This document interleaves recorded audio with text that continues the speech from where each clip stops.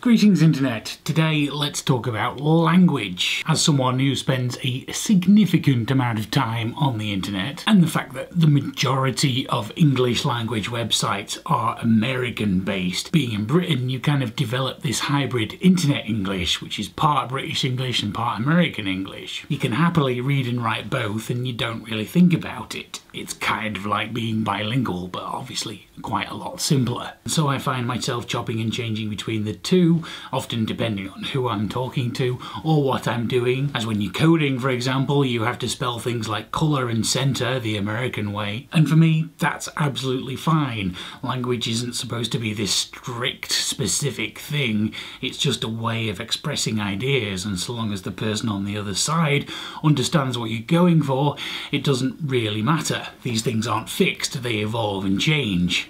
And obviously probably at some point we will end up with some kind of merged internet English. But there is one American word that I really don't like, and I don't know why, it just feels wrong in my mouth. And it's weird because it's a thing I'm fairly passionate about, but I just really don't like the word movie. I don't know what it is about that word, but it's just wrong.